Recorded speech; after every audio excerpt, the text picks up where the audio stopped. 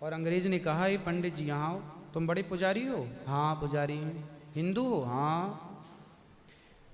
आज मैं तुम्हें गोली मारूंगा। पंडित जी बोले, क्यों मारोगे? बोले, आज 4 चीजें तुम्हारे सामने हैं। अंग्रेज ने 4 चीजें पंडित जी के सामने रखी। पहले, पराई स्त्री लाके रख दी, तुझे आज इसके संग रहना है। दूसरा, मांस रख दिया, आज तुझे मांस खाना है। और तीसरा, ढेर सारा सोना रख दिया।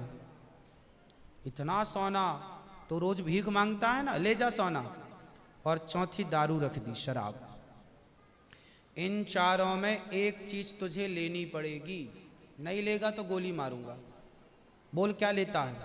पंडित जी बोले, पराई औरत तो मैं नहीं देख सकता, मार दो गोली मुझे, पर मैं पराई स्त्री के, मेरी माँ बहन, मेरे संस्कार ऐसे हैं कि ये मेरी माँ बहन और बेटी है, ये मैं मर जाऊंगा पर चरित्र में दाग नहीं लगने दूंगा, तो ये स्त्री तो मैं नहीं ले सकता।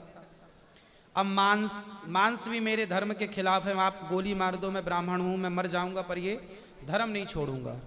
और रहा ये सोना भी नहीं लूंगा, क्योंकि मैं भीख इसलिए बेईमानी करता तो भीख क्यों मांगता? मैं ईमानदारी से भीख मांग के खा सकता हूँ, बेईमानी का करोड़ों नहीं ले सकता, इसलिए सोना भी नहीं लूंगा।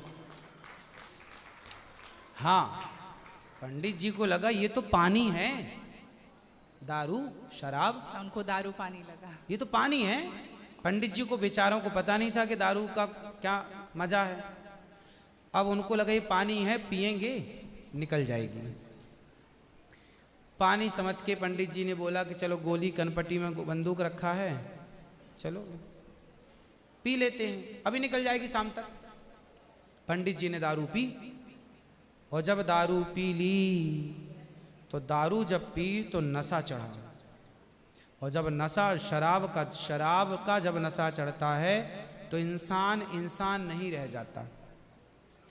जैसे स्त्रियों को, जिसको ऑपरेशन होता है ना, तो रीढ़ की हड्डी में डॉक्टर एक इंजेक्शन लगाते हैं स्पाइनल में, जिससे शून्य हो जाती है। वो अंग क्या हो जाता है? कोई भी ऑपरेशन में डॉक्टर आपको शून्य कर देता है। उसी तरह शराब आपके मस्तिष्क को, आपके सोचने विचारने की क्षमता को शून्य कर देती है, माइंड को शून्य कर देती है। आप ये निर्णय नहीं ले पाते कि क्या सही है और क्या गलत है। अब पंडित जी जब नशे में झूमने लगे तो वो उस स्त्री को छेड़ने लग गए, ए यहाँ जा, नशे में। तो यही तो प्रश्न था मेरा गुरुजी कि वो नशे में ऐसा कर रहे हैं तो गलत है। अगर जो बोलते हैं हम जेंटलमैन पैक पीते हैं, हम 2 पैक पीते हैं या 3 पीते अच्छा ये बताओ, नशे में करने लगे तो गए, वो नशा आया कहाँ से? शराब जहाँ से आया वही तो गलत है। नहीं तो गुरुजी, सारे फसाद की जड़ तो वही है। गुरुजी जब ज्यादा पी ले रहे हैं तो ऐसा हो रहा है, जो कम पी रहे हैं और ये कह रहे हैं कि कम पीने से ऐसा नहीं होता, आप ज्यादा हमारे यहाँ 5 महापाप गिनाए हैं शास्त्रों ने जी। 5 महापाप, उनमें से एक शराब है। शराब है, हाँ। शराब को महापाप इसलिए कहा गया है, ये बुद्धि भ्रष्ट, शराब पीने वाली की बुद्धि सात्विक नहीं हो सकती। आप शराब पीजिए, आप शराब पीने वाला व्यक्ति आध्यात्मिक नहीं हो सकता। जो ईश्वर से कनेक्टिविटी है, जो हम आध्यात्म जगत की बात करते हैं, देखो आप शराब पीने के शराब लोग क्यों पीते हैं? शराब कौन पीता है? समाज में 2 किस्म के लोग होते हैं। एक वो होते हैं, जैसे मैं सात्विक हूं, आप सात्विक हैं, आप चाहते हैं कि मैं भजन करूं भगवान का, ज़्यादा हाय नहीं, शांत खुश भगवान के चिंतन में। एक तो इस प्रकार का आदमी है भगवत चिंतन में, वो ज़्यादा खाता भी नहीं। एक आदमी कैसा है जो विषय भोगी है। शराब शरीर को गर्म करती है, शराब शरीर को गर्मी पहुंचाती है। और जो व्यक्ति भोगी होता है, जिसे भोगों को भोगना है, वो लोग शराब का उपयोग करते हैं अपने भोगों की क्षमता को बढ़ाने के लिए। अब जिसे भोगना है वो तो अपनी क्षमता भोगों की बढ़ाए और शराब पिए, परंतु जिसे भगवत प्राप्ति करना हो, ईश्वर से नेह करना हो, मन लगाना हो, संत लोग 1 टाइम भोजन करते हैं, 2 टाइम नहीं खाते। बोले शरीर को केवल जिंदा रखना है, ज्यादा खिलाएंगे तो शरीर फिर हानिकारक है, मन भटकेगा। इसलिए यदि आपके अंदर ईश्वर की प्राप्ति की साधना है तो आपका आहार विहार शुद्ध अपने आप हो जाएगा। और मन में यदि कामना है तो फिर लोग तो चरस भी पीते हैं, अफीम भी लेते हैं। ये सब चरस अफीम क्या करती हैं? शरीर को उत्तेजित करती हैं। ये सब शरीर को उत्तेजित करने वाले पदार्थ हैं। तो बाकी जितने भी नशा वाली चीज हैं, हाँ। गुटखा, खैनी, दारू जो भी हैं, ये सारे फिर उतने ही इक्विवेलेंटली सब नुकसानदायक है। खैनी से कैंसर होता है, सिगरेट से लंग्स खराब होते हैं। गुल से क्या होता है गुरुजी? किससे? गुल जो करते हैं, गुल क्या होता वो है? पाउडर एक होता है ना? नहीं, वो मैं जानता नहीं। चरस अफीम क्या कहते हैं? क्या है बेटा? ड्रग्स? नहीं नहीं, वो ड्रग्स नहीं होता, डब्बे में आता है गुल। नहीं, वो गांव के लोग को मैंने देखा करते हुए। हाँ, तंबाकू चूना? नहीं, वो मैं उसके बारे में पहली बार सुन रहा हूँ, अब रिसर्च करना पड़ेगा वो चीज क्या है। मतलब कुछ भी नशीला पदार्थ देखो गलत तो गलत है, सब गलत है। सब गलत। शराब कौन सी सही है?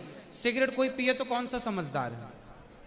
आप खैनी खाएं, गुटखा खाएं, अब कौन सही? इसे कौन कहे? मूर्ख ही सही कहेगा, खाने वाला ही सही कह सकता है। तो मतलब सब इक्वली उतना ही पाप है। पाप पुण्य अलग विषय हो गया। नहीं गुरुजी, आप कहते हैं कि दारू शराब को पी- पाप माना गया है, बाकी ये चीजों सारी को- चीज पाप के अंतर्गत है। अब सेहत खराब हो ही जाएगी। शराब के नशे को पाप माना गया है, बाकी चीजें गलत हैं। ठीक है। महापाप में शराब को लिया गया है, बाकी चीजों को गलत। सही कैसे हो सकती है खैनी और सिगरेट और बाकी चीजें? महापाप में शराब को गिना। देखो, एक होता है महापाप, एक होता है पाप। जी। महापाप 5 प्रकार के हैं, पाप अनेक प्रकार के हैं। तो पाप है, गलत है, ये सब चीजें गलत हैं। शराब महापाप है। आगे ठीक है गुरुजी, मेरा लास्ट प्रश्न आपके माध्यम से ये बुलवाना है। बहुत सारे लोग खच्चर पर जाते हैं केदारनाथ, और वैष्णो देवी भी जाते हैं खच्चर पे। अगर आप देख रहे हैं तो अभी रिसेंट का वीडियोस देखे होंगे, तो उनको चरस पिला करके लेकर के लोग जा रहे हैं। किसको? खच्चर को जी, एक नाक बंद करके एक नाक से पिला रहे हैं। और आपको यहाँ पे बहुत सारे लोग एडमायर करते हैं, इवन 11 मिलियन लोग एडमायर करते हैं। अगर आप ये बोल देंगे कि आप धाम जाते हो तो जाओ, लेकिन पैदल जाओ, इनका प्रयोग मत करो, तो मेरे लिए बहुत अच्छा होगा, क्योंकि हम बहुत ज़्यादा ही एनिमल लवर हैं। तो ये देख करके लगा था मुझे कि कभी आऊंगी यहाँ तो आपके माध्यम से इसलिए जरूर पहले एक बार- के लोग जब तीर्थ यात्रा पर वहाँ केदारनाथ बद्रीनाथ पैदल जाते थे, जी। तो इस उद्देश्य से जाते थे कि अब वापस नहीं आना। पहले के लोग जाते थे इस उद्देश्य से कि अब वापस नहीं आ रहा। नहीं आना, वहीं भगवत धाम में चले जाएंगे। आजकल इसलिए आज के जमाने में तीर्थ इत्यादि जवानी में ही कर लो। माँ बाप को समय है, पाँव हाथ चल रहे हैं तो करा दो, भजन करो मस्त जवानी में, बुढ़ापा किसने देखा। तो समय से सब कर लो, बुढ़ापे में फिर तो खच्चर ही बचेगा।